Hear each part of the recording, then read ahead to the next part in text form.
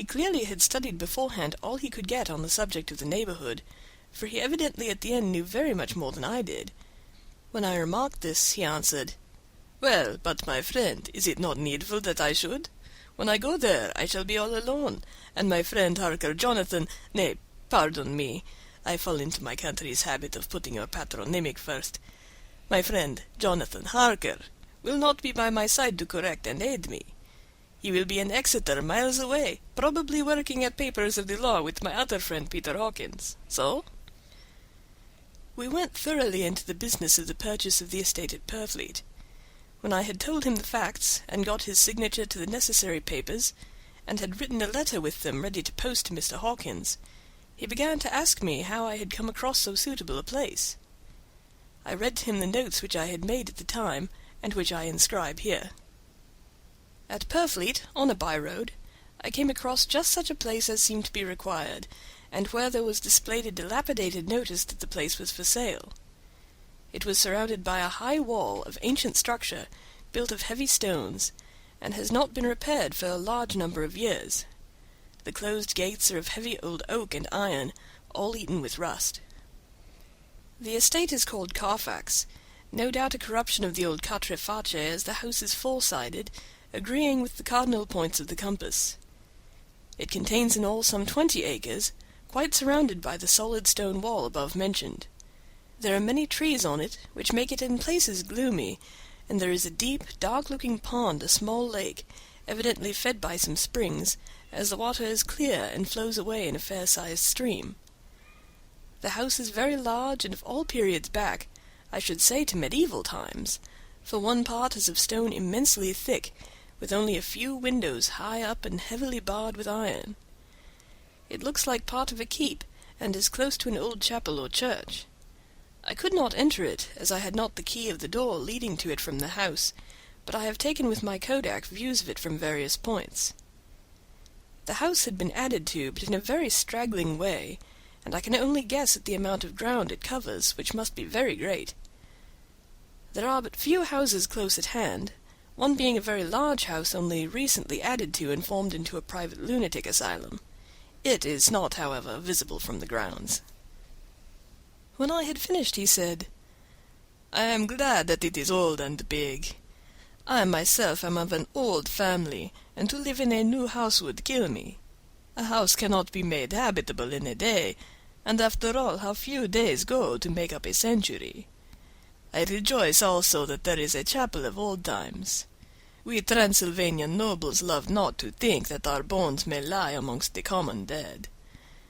I seek not gaiety nor mirth, not the bright voluptuousness of much sunshine and sparkling waters which please the young and gay. I am no longer young, and my heart, through weary years of mourning over the dead, is attuned to mirth. Moreover, the walls of my castle are broken.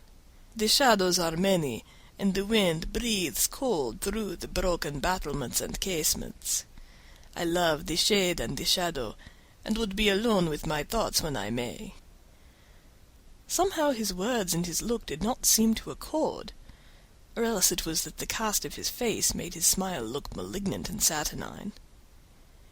Presently, with an excuse, he left me, asking me to pull my papers together. He was some little time away, and I began to look at some of the books around me. One was an atlas, which I found open naturally to England, as if that map had been much used.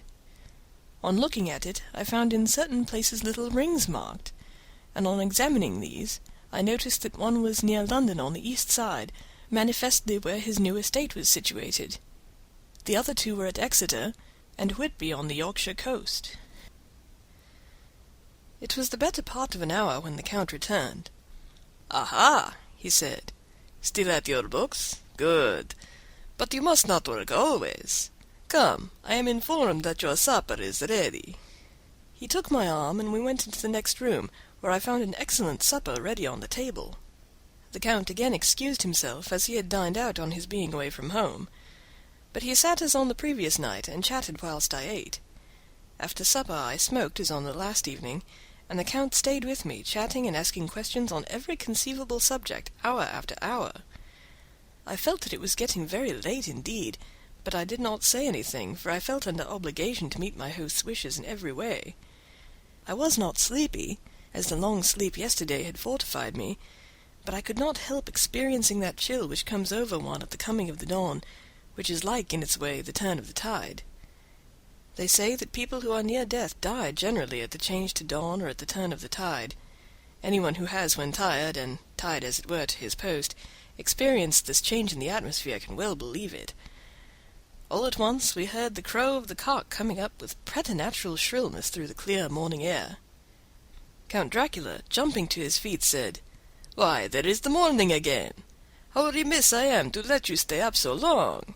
You must make your conversation regarding my dear new country of England less interesting, so that I may not forget how time flies by us." And with a courtly bow he quickly left me. I went into my room and drew the curtains, but there was little to notice.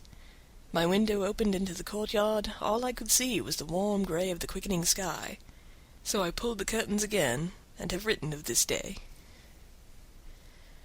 8th of May. I began to fear as I wrote in this book that I was getting too diffuse, but now I am glad that I went into detail from the first, for there is something so strange about this place and all in it that I cannot but feel uneasy. I wish I was safe out of it, or that I had never come. It may be that this strange night existence is telling on me, but would that that were all! If there were anyone to talk to I could bear it, but there is no one. I have only the Count to speak with, and he... I fear I am myself the only living soul within the place. Let me be prosaic so far as facts can be. It will help me to bear up, and imagination must not run riot with me. If it does, I am lost. Let me say at once how I stand, or seem to.